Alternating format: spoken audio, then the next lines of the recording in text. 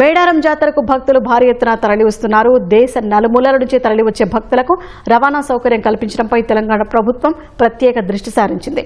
TGRTC 4000కు పైగా ప్రత్యేక బస్సులను నడుపుతోంది. ప్రత్యేక బస్సుల కోసం అధికారులు చేసిన ఇతర ఏర్పాట్లపై మరింత సమాచారం మా ప్రతినిధి శ్రీపతి శ్రీనివాస్ అందిస్తారు. ఆసియాలోనే అతిపెద్ద గిరిజన జాతర మేడారం జాతర. తెలంగాణ మినీ కుంభమేళాగా చెప్పుకునేటువంటి మేడారం జాతరకు ప్రభుత్వం ప్రతిష్టాత్మకమైనటువంటి ఏర్పాట్లు చేస్తుంది. ఈ జాతరకు తరలివచ్చేటువంటి భక్తుల కోసం టీజీఎస్ఆర్టీసీ 4000కు పైగా ప్రత్యేక బస్సులను నడుపుతుంది. దీనికోసం ప్రత్యేకమైనటువంటి ఏర్పాట్లను కూడా చేస్తుంది. ఈసారి కూడా ఈ బస్సుల్లో మహాలక్ష్మి మహిళలకు ఉచిత పథకాన్ని కూడా అమలు చేస్తామని చెప్తున్నారు. అయితే పురుషులకు మాత్రం 50% అదనంగా ఛార్జీలు వసూలు చేస్తున్నారని చెప్తున్నారు. ఎందుకంటే వచ్చేప్పుడు డీజిల్ ఖర్చులు కూడా వాళ్ళకు మిగలట్లేదని కూడా అధికారులు అంటున్నారు.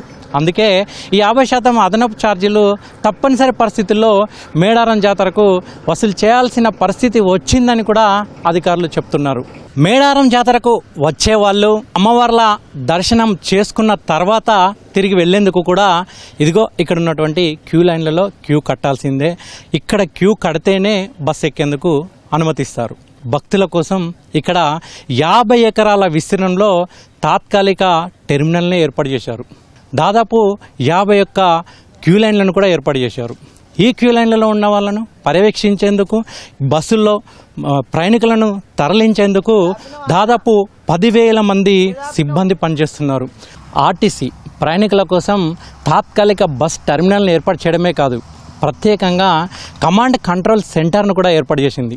అందులో 76 వరకు సీసీ కెమెరాలను ఏర్పాటు చేసి అక్కడి నుంచి ముఖ్యమైనటువంటి అధికారులంతా కూడా రద్దీ ఎట్లా ఉంది, బస్సుల కోసం వచ్చేటువంటి ప్రయాణికులు ఎంతమంది ఉన్నారు, ఎక్కడ తోపులాటలు జరుగుతున్నాయి, ఎక్కడ బస్సులు అవసరం ఉన్నాయి, ఎక్కడ అవసరం లేదు అనే అంశాలని ఈ కమాండ్ కంట్రోల్ సెంటర్ నుంచి పరిశీలిస్తుంటారు. దానికి అనుగుణంగానే అక్కడ ఉన్నటువంటి ఏర్పాట్లు చేస్తుంటారు. ప్రయాణికులకు అనుగుణంగా బస్సులను పంపిస్తూ ఉంటారు. వాళ్ళను గమ్యస్థానాలకు క్షేమంగా చేరవేసే దిశగా ఒక చక్కని ప్లానింగ్తో ఆర్టీసీ ముందుకెళ్తుంది.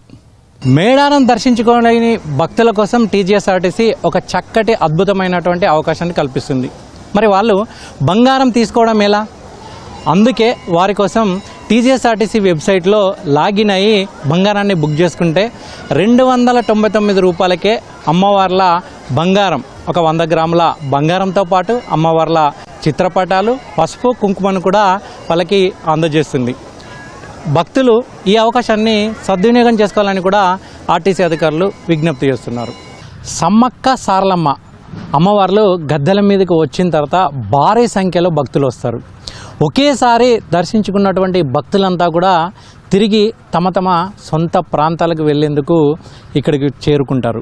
ఒకేసారి 20,000 మంది పైచిలకు క్యూ లైన్లలో ఉండే విధంగా ఆర్టీసీ అధికారులు ఏర్పాట్లు చేశారు. అంతకు మించి ప్రయాణికులు వస్తే, భక్తులు వస్తే వాళ్ళు ఇక్కడ వేచి ఉండేందుకు ఇక్కడ తాత్కాలిక షెల్టర్లను కూడా ఏర్పాటు చేశారు. 4,000 ఆర్టీసీ బస్సులను ఒకేసారి ఆపరేటింగ్ చేయడం అంటే ఆషామాషి కాదు.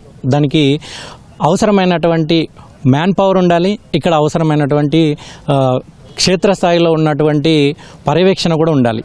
దానికి సంబంధించి Warangal regional manager Vijayabhanu and team ఇక్కడ వాళ్ళంతా కూడా దీన్ని పర్యవేక్షిస్తున్నారు. ప్రతి జాతర కూడా వీళ్ళే, ఈ జిల్లా వాళ్ళే దీన్ని పర్యవేక్షిస్తుంటారు. సార్, ముఖ్యంగా ఈ ఆర్టీసీ బస్సులు ఏమన్నా మరమ్మతులకు గురైతే వాటికి సంబంధించి ఇక్కడ ఏమన్నా గ్యారేజ్ లాంటిది ఏమన్నా ఏర్పాటు చేశారా?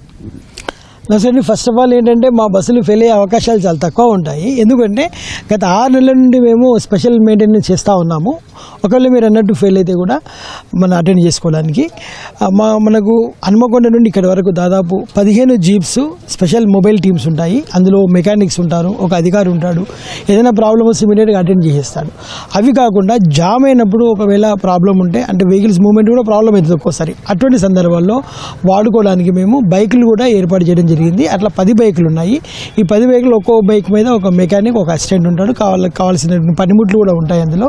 ఇవన్నీ చేస్తున్నాం కాబట్టి మనకు జామ్ కావడానికి అవకాశం లేదు. ఒకవేళ జామ్ అయిపోయింది లేకపోతే బండి ఫెయిల్ అయిపోయింది అనుకొని అది కదలకుండా ఉంటే వాటిని పక్క తోయడానికి మాకు క్రేన్లు ఏర్పాటు చేశాము, ట్రాక్టర్లు ఏర్పాటు చేశాము. కాబట్టి ఎటువంటి ఇబ్బంది లేకుండా ప్రయాణికులకు ఆర్టీసీ పరంగా ఇవన్నీ ఏర్పాట్లు కూడా చేస్తూ ఉన్నాము.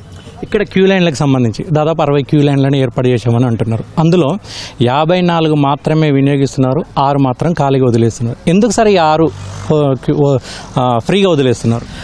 ఈ 6 క్యూ లైన్లు ఏవైతే ఉన్నాయో వాటిని ఎమర్జెన్సీలో వాడుకోవడానికి ఏర్పాటు చేస్తున్నామండి. ముఖ్యంగా ఏదైనా వాళ్ళకి నీళ్ళు ఇవ్వడానికి, లేకపోతే ఏదైనా ప్రాబ్లం వస్తే ఇమీడియట్గా వాళ్ళని ఎవాక్యుయేట్ చేయడానికి పోలీస్ వాళ్ళ యొక్క అడ్వైస్ తీసుకొని మేము 6 ఇక్కడ ఈ ప్రాంగణంలో ఇక్కడ ఒక 3, అటువైపు ఒక 3 ఏర్పాటు చేయడం జరుగుతూ ఉంది. దీనివల్ల ఇబ్బంది లేకుండా వాళ్ళని ఎవాక్యుయేట్ చేసి ఏదైనా అత్యవసర పరిస్థితుల్లో ఇవి మనకు ఉపయోగపడతాయి.